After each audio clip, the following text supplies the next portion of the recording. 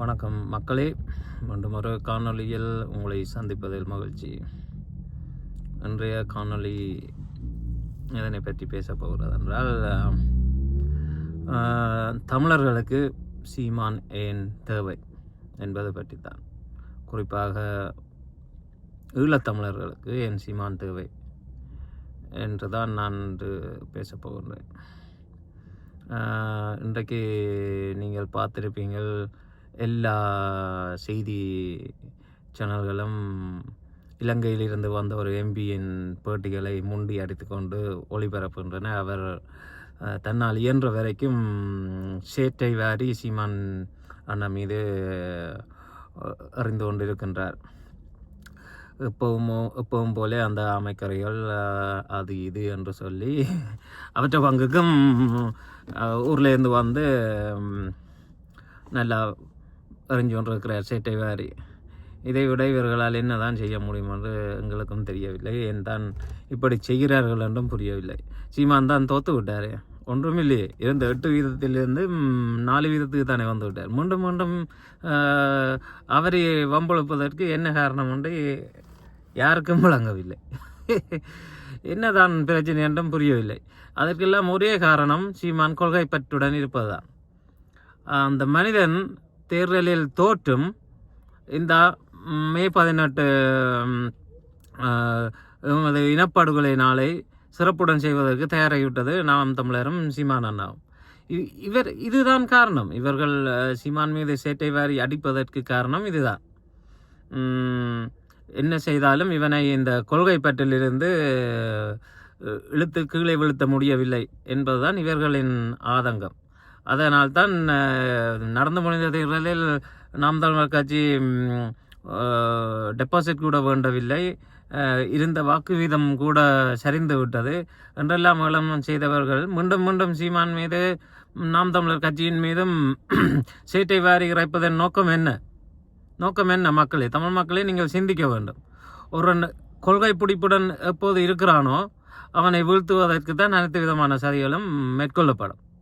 அந்த அனைத்து விதமான சதிகளும் தான் இன்று நடைபெற்று கொண்டிருக்கிறது நாம் தமிழர் கட்சி மீதும் அண்ணன் சீமான் மீதும். சாட்டை தான் காரணம் நாம் தமிழர் வீழ்ச்சிக்கு என்று சொல்லி சாட்டை மீது சேரை வாரி அடிப்பதற்கும் காரணம் இதுதான். கல்யாண சுந்தரம், ராஜீவ் காந்தி போல பணத்துக்காக விலை போகாமல் கடைசி வரைக்கும் நின்று பேசிக்கொண்டிருக்கும் சாட்டை மீது அவர்களுக்கு வன்மம். அந்த வன்மத்தை தீர்ப்பதற்கு தான் இந்த தேர்தல் பின்னடைவை. இது சாட்டை கலைஞனால்தான் இந்த பின்னடைவு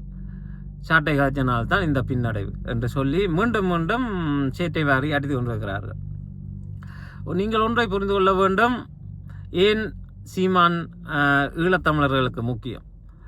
எப்படி தலைவர் கொள்கை பிடிப்புடன் இறுதி வரை நின்றாரோ அதுபோல தமிழ் தேசியம் என்ற கொள்கை பிடிப்பில் சொன்னதற்கிணங்க இந்த திராவிட தேசிய கட்சிகளுடன் கூட்டணி இல்லை என்று சொல்லி இறுதி வரை அண்ணன் சீமான் களத்தில் நிற்கிறார். துவண்டு போகவில்லை. தேர்தல் பின்னடைவு வந்திருப்பினும் மீண்டும் எழுந்து மே 18 மீண்டும் ஒரு பாய்ச்சலுடன் சீமான் அண்ணன் வெளியில் வருகிறார். அதை இவர்களால் தாங்க முடியவில்லை. தேர்தல் முடிந்தும் இவன் செத்து போகவில்லை என்றுதான் இலங்கையில் இருந்து ஒருவரை இழுத்து கொண்டது வச்சு மீண்டும் சேட்டை அடிக்கின்றனர். எங்களுடைய ஆக்களும் புரிதல் இல்லாமல் சீமான் ஒரு இந்திய உளவாளி என்றும் கதைக்கணும். இது என்ன புரிதல்? 2009 நமது போராட்டம் முடிவுக்கு வந்த பின் உலகத் தமிழர், புலம்பெயர் தமிழர் வலிமையாக இருப்பது புலம்பெயர் தேசங்களில் தான், ஈழத்தில் இல்லை. அப்படி இருக்கும் பொழுது சீமான் ஒரு இந்திய உளவாளியாக இருந்திருந்தால் இந்தியா என்ன செஞ்சிருக்கும்? சீமானுக்கு பாஸ்போர்ட்டை கொடுத்து நீ உலகம் முழுக்க சுத்து, இவங்களை அப்படி ஏமாத்து, இவங்களை மடைமாற்று என்று சொல்லி தான் முதலில் செஞ்சிருக்கும். இவங்களை விடக்கூடாது, புலம்பெயர் தமிழர்களை விடக்கூடாது என்று தான் முதலாவது திட்டம் போடப்பட்டிருக்கும். என்ன நடந்தது? சீமான் புலம்பெயர் தேசத்துக்கு போய் இன்னும் முசுப்பி விட்டுடுவான், தமிழரை என்ன முசுப்பி விட்டுருவான் என்ற காரணத்துக்காண்டி சீமானின் பாஸ்போர்ட்டை முடக்கி வச்சுக்கிறது இந்திய அரசு. அது கூட உங்களுக்கு விளங்கவில்லையா? அப்படி இருக்கும் ஒரு உளவாளிக்கு பாஸ்போர்ட் கொடுக்காம வச்சிருப்பார்கள். முக்கியமாக உடைக்க வேண்டியது புலம்பெயர் தேசத்தை. அதை உடைக்காமல் தமிழ்நாட்டிலேயே அரசியல் செய்ய என்று முடக்கி வச்சிருப்பது இதற்கு தானே. நாங்களாச்சும் கொஞ்சம் யோசிக்க வேண்டும். ரஷ்யா அமெரிக்கா கண்டுபிடிக்காத பேரழிவு ஆயுதம் தமிழ்நாட்ட இருக்குது. அப்படி ஒரு ஆயுதம் ஆயிரம் இல்லை. அந்த ஆயுதம் தான் இந்த வாய். தமிழ்நாட்ட இருக்கிற பேரழிவு ஆயுதம் இந்த வாய். இதால் தான் எல்லாம் அழிவு. நாங்கள் கதைக்கிற கதை அப்படி. இந்த அர்ஜுனா போய் இந்தியாவில் என்ற கதைக்கிற கதைகளை பார்த்து நீங்கள் பாருங்க. இந்த பிஹைண்ட் பூட்ஸில் ஒரு நிகழ்ச்சிக்கு போயிட்டு அந்த நாரடிச்சு கொண்டு இருக்குது ஒட்டுமொத்த ஈழத்தமிழர் பேரை. அந்த பேரழிவு ஆயுதம்தான் தமிழரை ஒன்று சேர விடாமல் தடுத்து கொண்டிருக்கின்றது. இதுதான் இங்கே இருக்கும் பிரச்சனை. சீமான் என்பவர் தமிழர்களுக்கு மிகவும் தேவையானவர். அவர் காலத்தின் கட்டாயம். இது ஈழத்தமிழர்கள் புரிந்து கொள்ள வேண்டும். சீமான் காசுக்கும் பதவிக்கும் சுகத்துக்கும் தான் அரசியலுக்கு வந்தவர் என்று சொல்பவர்களே ஒன்றை புரிந்து கொள்ளுங்கள். அதுதான் தேவை என்றால் அவர் கூட்டணி வைத்து பல கட்சிகளுடன் போய், ஏன் இன்று எங்கள் மக்கள் கதைக்கின்றனர், விஜய் அரசியல் கட்சி ஆரம்பிக்கும் போது சீமானுடன் போய் கதைத்தது, கூட்டணி வைத்து நாங்கள் செய்வோம் என்று சொல்லி. அப்படி சீமான் கூட்டணி வைத்திருக்கலாம். வைத்திருந்தால் இன்றைக்கு வின் பண்ணி சீமான் வந்து துணை முதலமைச்சராக இருக்கலாம். இன்னும் பலர் சட்டசபைக்குள்ளே போயிருக்கலாம். வந்த வாய்ப்பை தவற விட்டார் சீமான் என்று சொல்லி. இதே சீமான் அண்ணன் விஜயுடன் நின்று தோற்றிருந்தால் என்ன உங்களை வாய் காய்ச்சிருக்கும்? இந்த கடைசி வரைக்கும் கூட்டணி இல்லை, அது இது இல்லை, இது இல்லை என்று சொல்லிவிட்டு விஜய் வந்தவுடன் காசை வேண்டிக் கொண்டு கூட்டணிக்கு போய் தமிழ் தேசியத்தை புதைத்து விட்டார் என்று சொல்லி இதே வாய் கதைத்திருக்கு. எங்களோட வாயை நாங்கள் எப்படி எப்படி சுழட்டி கதைப்போம் என்று எங்களுக்கு தெரியும். ஒருவன் கொள்கை பிடிப்போட நிற்கிறான் என்றால் அவனுக்கு பின்னால் நிற்க வேண்டும். அதுதான் சரியான அரசியல்.